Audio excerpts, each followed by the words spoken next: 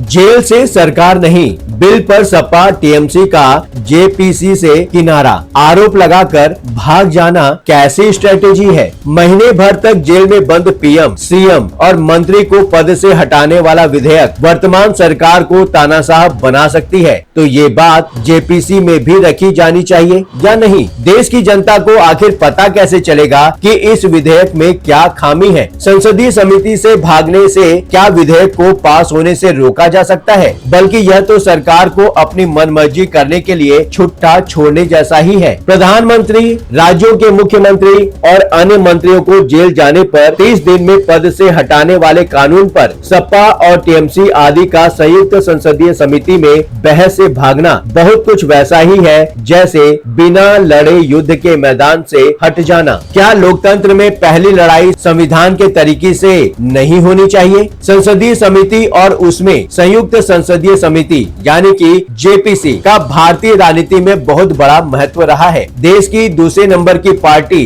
कांग्रेस शायद ये बात समझ रही है, इसलिए ही अभी तक इस दल की ओर से अपने सहयोगी दलों की भांति जेपीसी में भाग नहीं लेने का अब तक का कोई वक्तव्य उनकी तरफ से नहीं आया है। हो सकता है कि इंडिया गठबंधन के दलों के दबाव के आगे कांग्रेस कभी भी ऐलान कर दे कि वो इस मुद्दे पर जेपीसी से अलग हो रही है, क्योंकि इस समय कांग्रेस के सामने सबसे बड़ी चुनौती विपक्ष की एकजुटता ही है। पर जिस तरह का व्यवहार विपक्ष की ओर से ईवीएम, पेगासस और एसआईआर के साथ किया गया है, उससे तो यही लगता है कि विपक्ष इस मुद्दे पर मैदान छोड़ने वाला ही है। संविधान का 130वां संशोधन विधेयक 2025, जिसे जेल से सरकार नहीं बिल के नाम से जाना जा रहा है, गंभीर आपराधिक मामलों यानी कि 5 वर्ष या अधिक सजा वाले में 30 दिनों से अधिक हिरासत में रहने वाले प्रधानमंत्रियों, मुख्यमंत्रियों और मंत्रियों को स्वतः पद से हटाने का प्रावधान करता है। यह विधेयक संयुक्त संसदीय समिति यानी कि जेपीसी को भेजा गया है, लेकिन तृणमूल कांग्रेस, समाजवादी पार्टी और आम आदमी पार्टी यानी कि आप जैसे विपक्षी दल इसमें शामिल होने से कतरा रहे हैं। विपक्ष का यही रुख अन्य विवादास्पद मुद्दों जैसे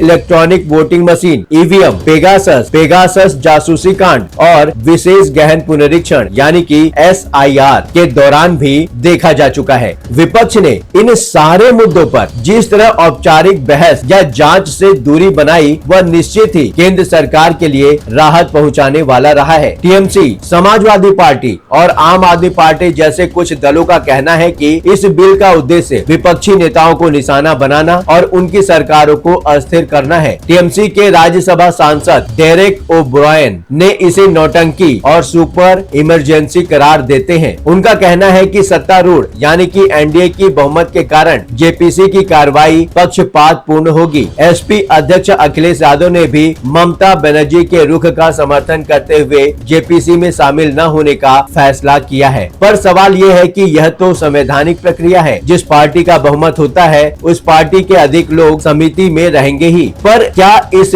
बात का बहाना लेकर विपक्ष संसदीय प्रक्रिया से बच सकता है, या यूं कहें कि क्या नैतिक होगा कि संसदीय प्रक्रिया को रोकने का दबाव बनाना? यह तो सीधे सीधे लोकतंत्र का विरोध करना हुआ। दूसरा सवाल यह भी है कि अगर विपक्ष किसी कानून को काला कानून समझता है तो उसके विरोध करने संसद से सड़क तक होना चाहिए। पर विपक्ष यह लड़ाई केवल सड़क पर ही लड़ना चाहता है। जाहिर है कि सत्ता पक्ष ये आरोप लगाएगा ही कि विपक्ष राजनीतिक फायदा उठाने के लिहाज से ऐसा कर रही है। इसमें कोई दो राय नहीं हो सकती कि जेल से नहीं चलेगी सरकार, पर एक बार इस बिल का जेपीसी में जोरदार विरोध तो होना ही चाहिए, ताकि आम जनता तक ये बात पहुंचे कि किस तरह का ये विधेयक है। अगर विधेयक वर्तमान सरकार को तानाशाह बना सकती है तो ये बात जेपीसी में जब रखी जाएगी तभी तो देश की जनता को पता चलेगा। इसलिए विपक्ष को अगर लगता है कि ये कानून ठीक नहीं है तो उसका संसदीय समिति में जमकर विरोध करना चाहिए था।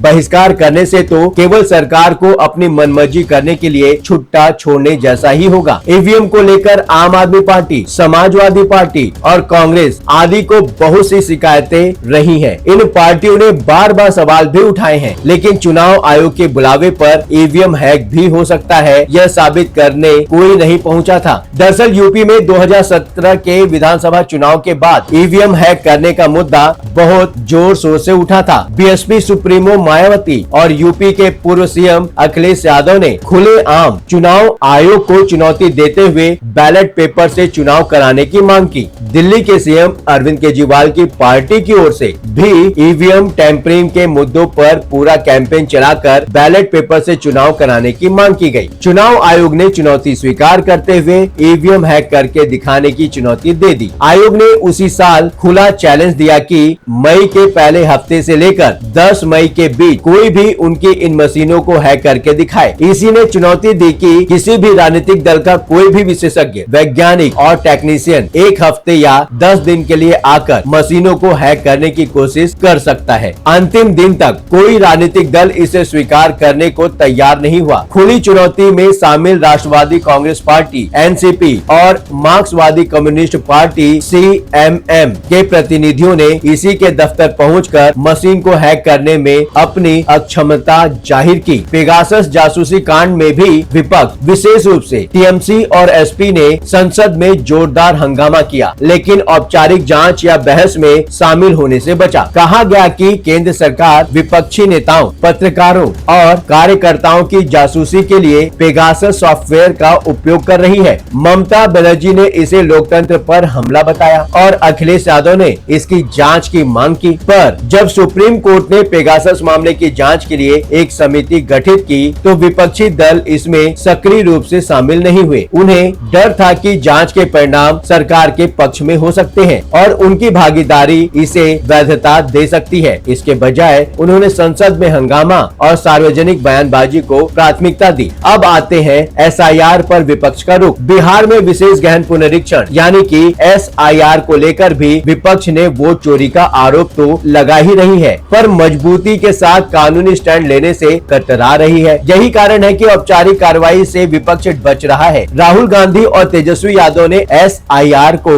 वोट काटने की साजिश बताते हैं, पर जब चुनाव आयोग ने इस मुद्दे पर चर्चा के लिए जब उन्हें बुलाता है तो कोई स्वीकार नहीं करता है। विपक्षी दल औपचारिक आपत्ति दर्ज करने या बैठक में शामिल होने से भी हिचकिचाते हैं। राहुल गांधी से कितनी बार आयोग ने कहा कि आप इस मामले में शपथ पत्र भेजिए, पर ऐसा नहीं किया गया। बिहार में मतदाता सूचियों के प्रकाशन के बाद चुनाव आयोग ने जिनका नाम छूट गया हो, जिन पदों पर सैकड़ों वोट बने हो आदि के लिए आपत्ति दर्ज कराने को कहा, पर राजनीतिक दलों ने इस कार्य में बहुत इंटरेस्ट नहीं लिया। अभी जब चुनाव हो जाएंगे तो सभी सामने हेरफेर का आरोप लगाते हुए प्रकट हो जाएंगे। जेल से सरकार नहीं, बिल पर कांग्रेस का रुख अभी तक अपने साथी दलों से अलग दिख रहा है। दरअसल कांग्रेस सहित कुछ पार्टियों का मानना है कि संसदीय समितियों की कार्रवाई अदालतों में महत्व रखती है और विवादित कानूनों पर जनमत को प्रभावित भी करती है। शायद इसी के चलते कांग्रेस अब तक जेपीसी में शामिल होने की समर्थक रही है, लेकिन सपा और टीएमसी के बहिष्कार ने समीकरण बदल दिए हैं। कांग्रेस के साथ असमंजस है कि